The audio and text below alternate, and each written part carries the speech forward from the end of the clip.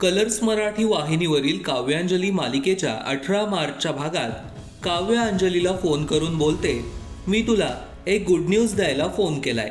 त्यावर मग अंजली तिला विचारते, घर परत मिळालंय का?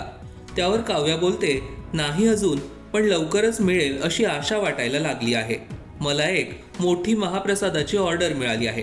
500-600 माणसांसाठी साबुदाणा खिचडी आणि सागर संगीत जेवण द्यायचं आहे।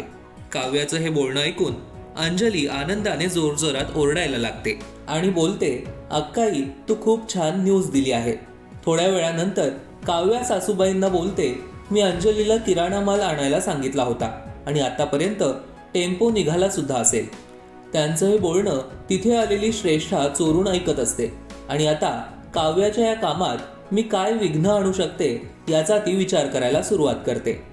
इकडे अंजली आणि प्रीतम काव्यासाठी किराणा मालाची ऑर्डर देऊन निघालेले असतात। तेवढ्यात काव्याच्या सासरेबुवांचा अंजलीला फोन येतो आणि ते सांगतात, किराणा मालाचा टेम्पो अजून आलेलाच नाहीये। हे ऐकून अंजलीला धक्काच बसतो, कारण टेम्पो बऱ्याच वेळ होऊन निघालेला असतो आणि तिकडे श्रेष्ठा किराणा मालाच्या टेम्पोजवळ गेलेली सुद्धा त्यानंतर दिसते। आता काव्याची ही ऑर्डर पूर्ण होऊ शकेल का, की श्रेष्ठामुळे सगळी धावपळ निरर्थक ठरणार? तुम्हाला काय वाटतं आम्हाला कमेंट सेक्शन मध्ये नक्की सांगा। व्हिडिओ आवडला असेल तर लाईक करा आणि पाहायला विसरू नका काव्यांजली रात्री 8:30 वाजता आपल्या कलर्स मराठीवर।